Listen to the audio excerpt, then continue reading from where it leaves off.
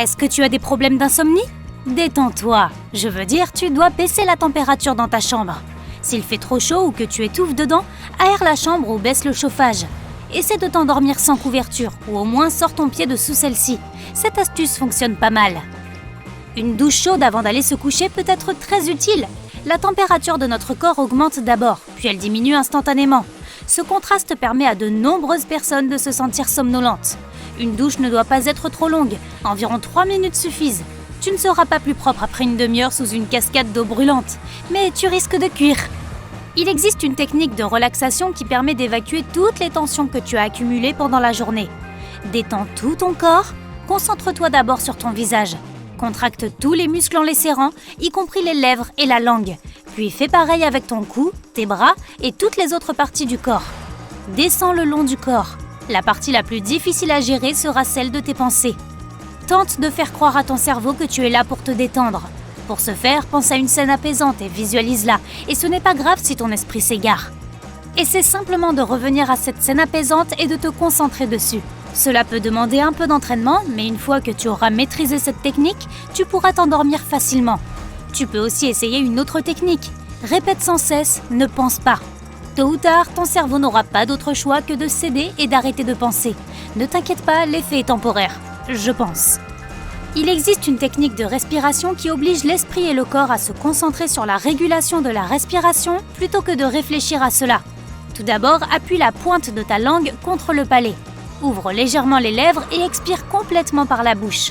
Ferme tes lèvres et inspire lentement par le nez en comptant jusqu'à 4 dans ta tête.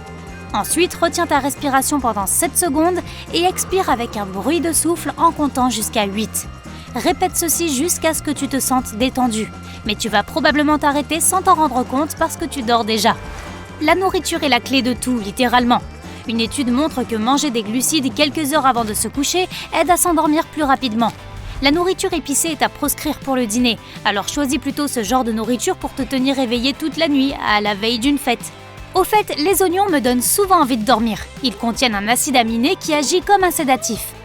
Les aliments consommés le soir ont plus de chances d'être stockés sous forme de graisse. Premièrement, essaie de ne rien manger au moins 1 heure avant d'aller te coucher. Ensuite, si tu ne peux pas t'en empêcher, essaie de manger un briner. L'idée est de remplacer ton dîner par un petit déjeuner normal.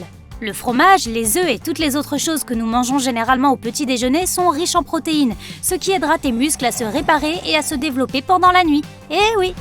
C'est l'heure de briser un autre mythe. Le café décaféiné contient de la caféine.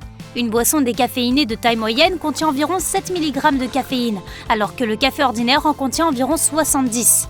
Oui, 10 fois moins, mais c'est suffisant pour perturber ton sommeil. Quant au café classique, souviens-toi qu'il a une demi-vie de 6 heures. Il faut donc environ 12 heures pour l'éliminer complètement de ton corps. Il n'y a pas de bon matin sans une bonne nuit. Alors si tu as envie de sucreries et de malbouffe avant de te coucher, il n'y a rien de mal à cela. Ouf, merci mon Dieu! Le chocolat et d'autres friandises sucrées t'apaisent et te calment, et ton corps le sait. Si tu es calme, tu t'endors en un clin d'œil. Mais ne t'approche pas du chocolat. Il contient aussi de petites quantités de caféine. Tout comme pour le décaféiné, quelques milligrammes suffisent à perturber ton sommeil. Aïe aïe aïe! Le café est à proscrire aussi bien avant de s'endormir que juste après le réveil. Le cortisol, l'hormone du stress, n'est pas seulement responsable du stress, mais aussi des cycles du sommeil. Il atteint un pic entre 8 et 9 heures du matin, de sorte qu'une tasse de café contribue à ajouter du stress le matin. Prends-le au moment où le cortisol est au plus bas. Il atteint également un pic entre midi et 13h, et entre 17h30 et 18h30. Pas de café à ces moments-là.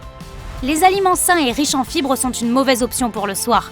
Certains, comme le brocoli, sont difficiles à digérer, alors laisse-les pour le déjeuner. De cette façon, ton corps aura suffisamment de temps pour en tirer le meilleur parti.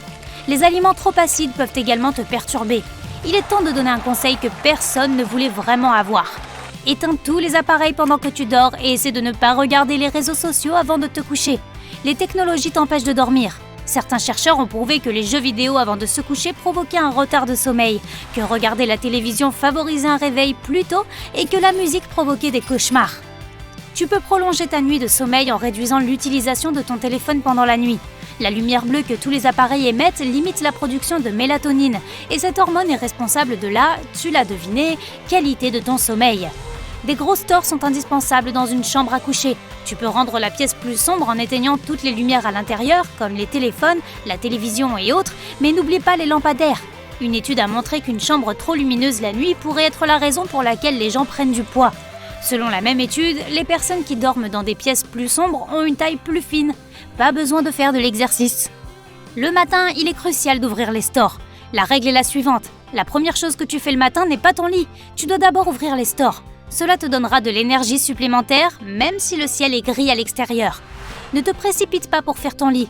Pour être sûr de ne pas avoir d'acariens, laisse les draps s'aérer un peu.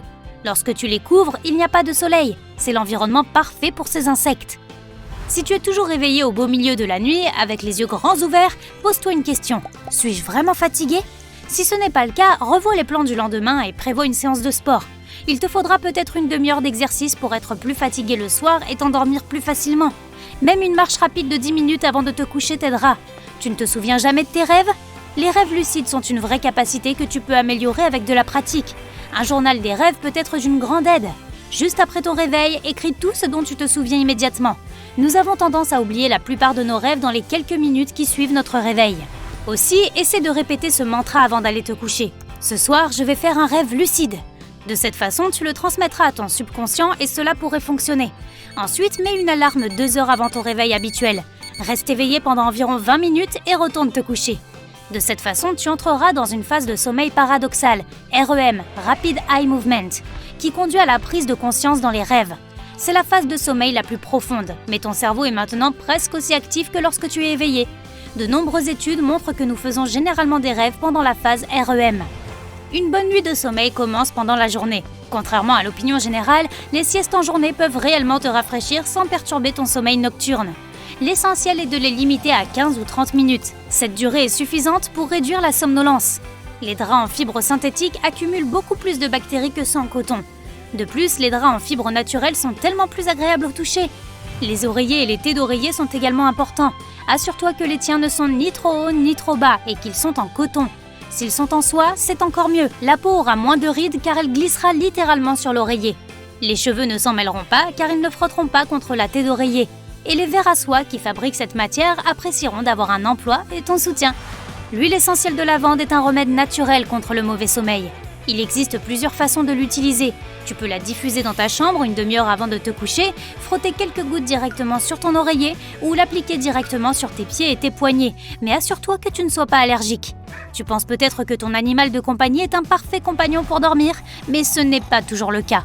Tu ne te rends pas compte que vous vous bousculez mutuellement et que cela affecte négativement la qualité de ton sommeil. De plus, tous ces poils qui restent dans ton lit ne sont pas bons pour ta peau. Tu pourrais être allergique.